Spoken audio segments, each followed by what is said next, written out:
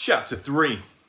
Rambashi and his pirates managed to get the bloody murderer to the other bank of the river, but Leela had to fish another oar out of the water when one of them dropped it and promised to sit still and not joggle the boat. When they hit the bank, everyone fell off their seats. "All right," said Rambashi, picking himself up. "Tie the boat to a good bit of tree or something and take the prisoner ashore." "Are we going to eat her?" asked one of the pirates. "'Cause I'm hungry." "Yes, we've had nothing to eat for days," grumbled another. "You promised we'd have a hot meal every evening." "That's enough of that," said Rambashi. "You're a pack of scurvy dogs. Take the prisoner up to the cave and stop complaining." Leela wasn't sure if she could run away just yet. Some of those pirates did look fierce, enough to run after her. Though now she looked more closely, she saw their daggers were made of wood wrapped in silver paper, so they wouldn't be able to do her much damage. "I hope you don't mind this little transaction," Rambashi said, as they walked along a jungle trail. "It's purely business." "Have you kidnapped me then?" asked Leela. "I'm afraid so. You're going to have to hand over all your money in a minute, and then we'll tie you up and hold you to ransom." "Have you done it before?" "Oh, yes," he said, "lots of times." "What happens when you don't get any money?" "Well, we eat you," said the hungry pirate. "Shh," said Rambashi, waving his hand vaguely. You're not cannibals," said Leela. "We're bloomin' hungry," said the pirate.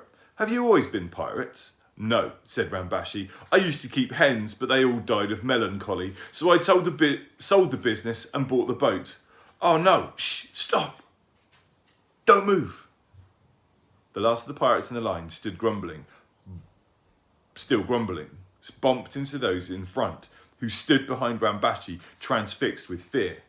For there, on the path ahead of them, was a tiger. It swung its tail lazily from side to side and raised its golden eyes at them, and then opened its mouth and roared so loudly that Leela thought the very earth was shaking. One of the smallest pirates put his hand in hers. So there they stood, and the tiger was just gathering his strength to spring when Leela suddenly remembered her self-igniting crackle dragons. She took her hand back from the small pirate, reached into her bag and took out the 3 that she'd brought with her. "Mind," she said to Rambashi, and pulling the string of the first one, she threw the firework in front of the tiger. The mighty beast had never been so surprised in his life. First one, then another, then yet another crackle dragon snapped and flashed and sparked and danced at him. And that was too much. With a whimper, he turned and fled. The pirates cheered. "Magnificent!" cried Rambashi. "Congratulations! I was about to stab him to death, of course, but never mind." Leela wondered how he would have done that with his silver paper-coloured knife, but she didn't say anything. "And of course," Rambashi went on, "this changes everything.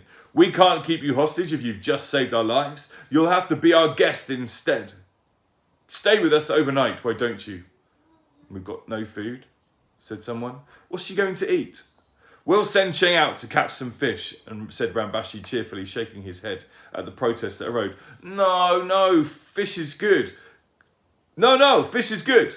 Go on, Chang. Don't just stand there." "I can't," said Chang. "Look." They looked back at the river, and the bloody murderer was drifting away with the painter drifting in the water. "Who tied it up?" said Rambashi. One of the pirates looked down and tried to rub a hole in the ground with his big toe. Said Rambashi. "Fine pirates you are. I hope you're ashamed. But never mind, I've got a better idea. Miss," he said to Leela, rubbing his hands. There was a bright gleam in his eye. "Can I interest you in a little investment?" "Well," Leela said, "I ought to be getting on." "No, really, this is a much better idea than piracy," Rambashi said. "It came to me in a flash just as I saw the boat floating away. I can't be cross with those fellows. They're like children, really. Yes, all my best ideas come in a flash, and this one's a corker. Can't fail." "Is there any food in it?" said a pirate sourly. "My dear boy, it's built on food. Just wait till you hear. I say, miss, just a little money, the safest investment you'll ever make." But Leela had walked away. As soon as she went along the path, she could hear his voice behind her. "No, listen, boys. I know where we went wrong last time. I saw it in a flash. But this is an idea that'll suit your talents down to the ground. Look, let me draw you a picture." Leela would have loved to have known what Rambashi's next plan was, but she was eager to hurry on.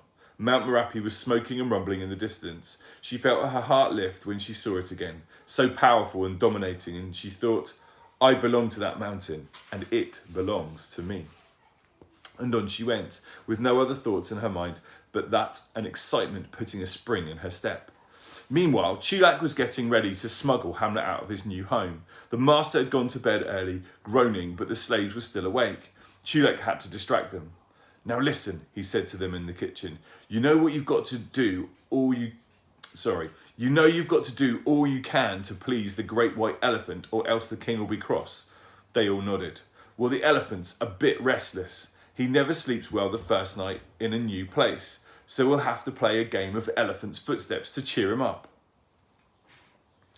You have to go and hide your eyes in the garden, and when you think you can hear him coming, turn round. He likes playing that. Go on and wait in the garden, and I'll tell him when you're ready. The slaves all streamed out of the back door, and as soon as they were hiding in the garden with their eyes shut, Chulak unlocked the front door and led Hamlet out to the gate. It's a good thing they put down that carpet, I ordered, he whispered. You don't half make a row on gravel. Can we go past the zoo? Hamlet whispered. No, of course not. Never mind Frangipani. It's Leela we've got to think about. And stop breathing so heavily. They tiptoed out of the gate and found Lao Chand waiting there with the tarpaulin, just as Chulak had asked. What's it for? Lao Chand whispered. For this, said Chulak, and made Hamlet kneel down to have it laid over his back, so he doesn't show up so much in the dark. Huh? Grumbled Hamlet. It's hot and scratchy, and it smells like a marquee. Couldn't you find a nice blanket? I don't think you realise your own size, Chulak said. Do be careful, said Lao Chand. I ought to come with you. It's not a safe journey at all. Oh, I should have told Leela everything from the start. I should have trusted her. What a foolish old man I am. Yes, said Chulak. Still, never mind. We'll find her. Come on, Hamlet. And they set off. Lao Chand stood watching them for a minute until they disappeared in the darkness. But someone was watching Lao Chand. One of the slaves who'd come to play Elephant's Footsteps was hiding under a bush nearby, and as soon as he realised what he'd seen, he began to tremble. Helping the white elephant to escape was a terrible crime. There'd be a terrible punishment, and there might be a great reward for the person who pointed out the criminal. So when Lao Chand began to trudge homewards, the slaves silently followed him to find out who he was and where he lived. Chulak and Hamlet walked all night, and when morning came, they slept in a little valley under some thick trees. They woke up in the afternoon, and while Hamlet browsed on the leaves, Chulak went on to the nearest village to ask the way to the Emerald Lake. He came back with an armful of bananas and some news. Guess what, Hamlet? We're in luck.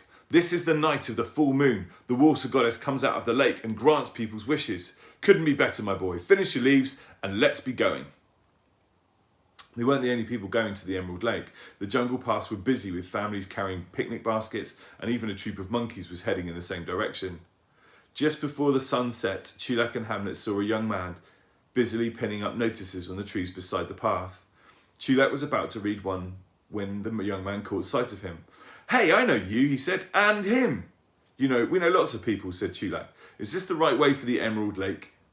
Just along there. Here, can I? The young man looked bashful. Chulak knew what he wanted.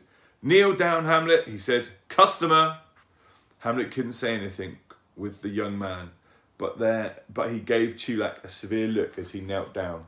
The young man daubed something on Hamlet's side of the stick and some mud and gave Chulak a coin. Thanks, he said. Wait till I tell the boss. And he ran off. Chulak read what he'd written. Eat at Rambashi's Jungle Grill. Rambashi, Chulak said. I've got an uncle Rambashi. He used to be a chicken farmer. The notices on the trees were advertising the Jungle Grill as well. It was opening that very night, and there were meals at half price if you bought in a voucher from one of the notices. It'll be nice to see Uncle Rambashi again, Chulak said. Come on, it'll be dark in a minute. They hurried on. Soon they came out on the shores of the Emerald Lake. Under the trees, at the edge of the water, there stood some houses on stilts with cooking fires and coloured lanterns, and as the tropical darkness covered the sky in less than 5 minutes, Chulak and Hamlet entered the village. Naturally, a white elephant with an advertisement written on him caused a sensation, and soon Chulak and Hamlet were being followed by a crowd of excited children and some older people with nothing else to do. Even the troupe of dancers was getting into their costumes for the ceremony couldn't resist, and the dancing mistress had to run after them with her mouthful of safety pins to pull them back and scold them. "Which way to Rambashi's Jungle Grill?" Chulak asked, and someone pointed along the shore to where a wooden building stood on stilts over the water. There was a terrace with coloured flags and tables with checkered tablecloths and lamps made out of wine bottles, and a cloud of smoke was coming from the kitchen, and the sounds of sizzling and bubbling and the smell of grilling meat and fish and spices. "Just in time, Hamlet. What do you think of that? That's Uncle Rambashi," said Chulak. Rambashi, wearing a white apron over his tartan sarong, was ushering some customers onto the terrace when he saw Chulak. "Chulak, my boy, how delightful to see you. And your friend, your pet, this excellent mobile advertising billboard? Come on, dear boy, voucher? Oh, don't bother with that. Free food for everyone in honour of the ceremony of the full moon. Of course I'll lose money on it, but we'll soon make it up. Wonderful publicity. Yes, that's right, ladies and gentlemen. Free meals tonight." "What about us?" said a waiter. "When do we get our supper?" "Customers first," said Rambashi. "You and the boys can have as much as you like later on." "I thought you were in the chicken business," said Chulak, tucking into a big plate of prawns and rice in satay sauce.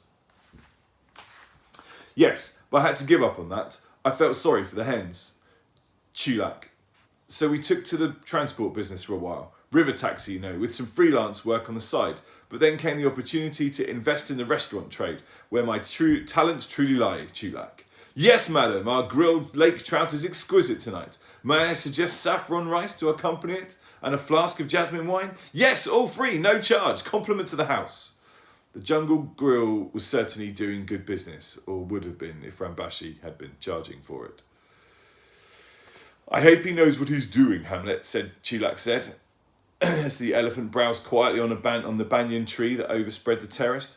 "He reckons it'll be such good publicity that they'll come back when he starts charging. I'm not so sure. Still, the food's good. Smoky, but tasty." Rambashi's cook was having trouble with the grill, which he kept having to throw water over when it got too hot. Clouds of smoke and steam kept billowing out, and the waiters rushed to and fro with full plates and dirty plates and flasks of wine and menus and coconuts full of ice cream. Meanwhile, the village elders were preparing the lakeshore for the full moon ceremony. Chulak and Hamlet, full of supper, wandered along to have a look. The sand was swept and smooth, lanterns were hung in the trees, and blossoms of all colours were scattered on the water. The path from the temple to the lake was crowded, several deep on either side, and Chulak had to climb on Hamlet's back in order to see. Then the ceremony began. A great drum sounded 3 times, and an orchestra began to play.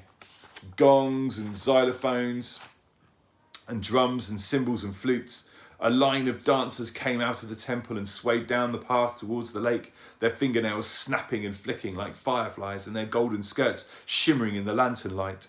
The headman of the village struck a light and lit a scented candle in a paper boat, which he floated out onto the lake.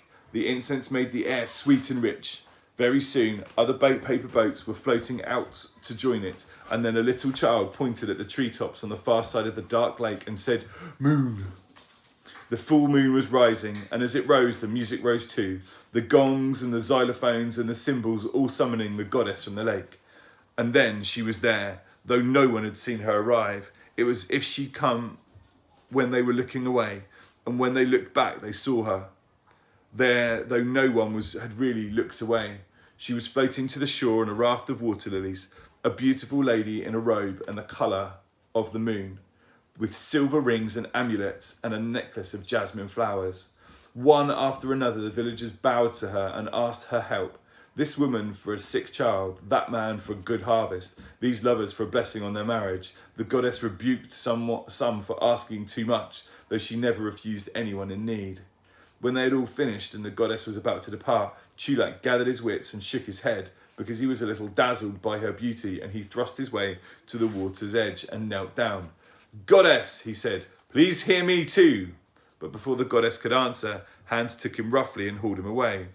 "What are you doing, stranger? Away with him, defiling the vet lake. Who is he? Who gave him permission?" "Stone him! Turn him out!" Chulak struggled. He could see Hamlet raising his trunk and shifting his feet, and he knew the elephant was getting angry. "No," he cried. "Listen, I've got a special request. Let me just ask the goddess." The high priest looked down, frowning. His face was shadowed and stern. "How dare you come to this sacred place?" he said. "The goddess of the lake is not to be disturbed by your frivolous requests. Take him away. No, she shall not hear you. Be thankful we let you go with your life. Take him back to the village boundary, and if he comes back, kill him."